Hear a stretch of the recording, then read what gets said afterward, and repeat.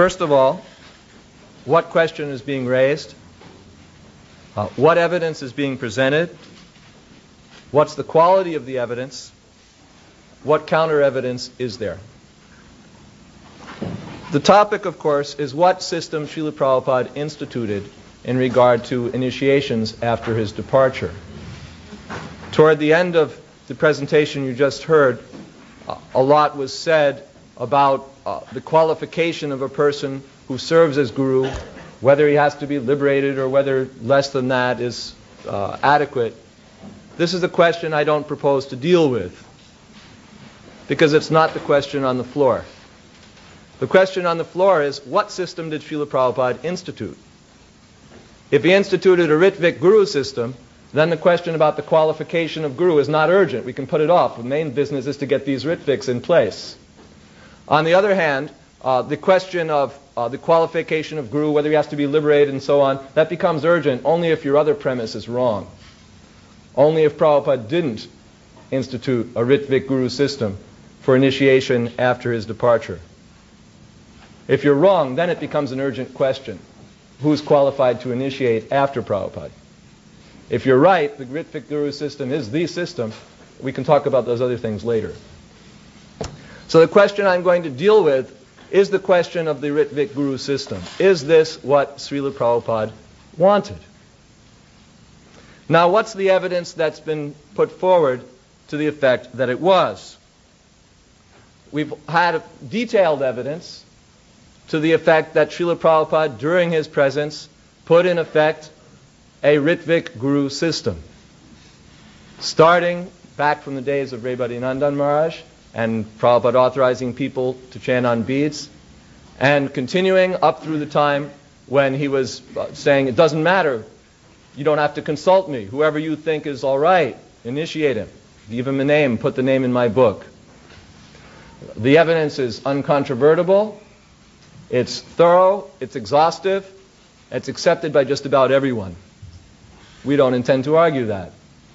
Srila Prabhupada didn't appoint anyone to become a guru for the future. He appointed Ritviks to initiate in his presence. That much is accepted by everyone. Now, the extension of that is that these Ritviks were supposed to initiate Prabhupada's disciples in the future after Prabhupada's disappearance. That's what's at issue. And that's what Prabhupada is supposed to have firmly set in place before his departure. Now let's see what the evidence is for that. We have, first of all, a memory from Gauridas Pandit of one conversation that he overheard. We have a memory from Yashodanandan that Gauridas Pandit told him that this is what he'd overheard. And we have a memory from Yashodanandan Prabhu that Tamal Krishna Maharaj had said that this would be the system in the future. Now, all right, these are memories. They go back far. I don't think I want to get into detailing the quality of that testimony. I'll simply point out something which has been amply pointed out by Rupa Vilas Prabhu, namely that even persons who are being put forward as gurus at the moment may have 4 defects: a tendency to make mistakes, tendency to fall into illusion, imperfect senses, and a cheating propensity.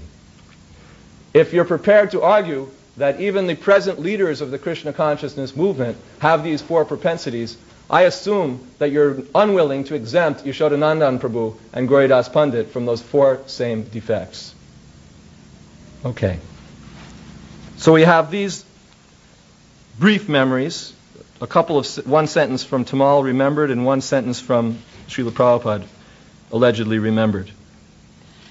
We then have 2 sentences severed from their context in the so-called appointment tapes. That is, I shall appoint some of you to be officiating Acharya. Is that called Ritvik? Yes.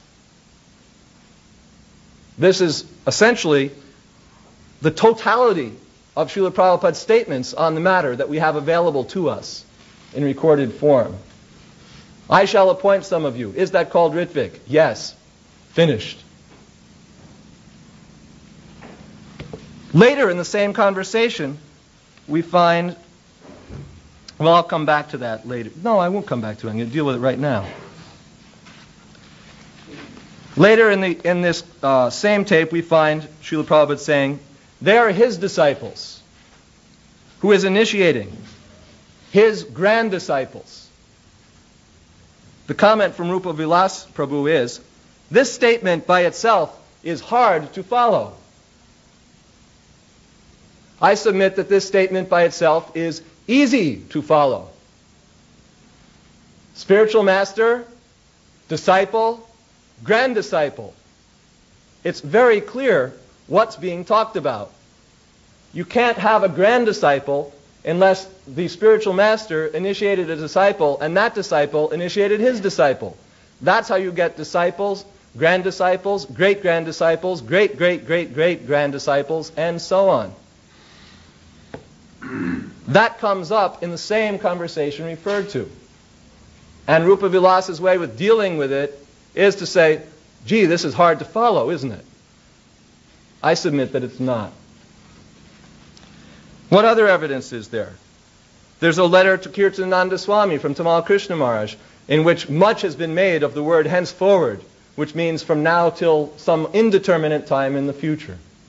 And it's alleged, without much to go with it, that this meant this was another definitive statement, another really impressive piece of evidence that this was supposed to go on till eternity.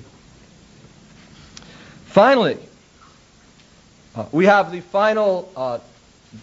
some final dicta, some final words from Sripad B.R. Sridhar Maharaj.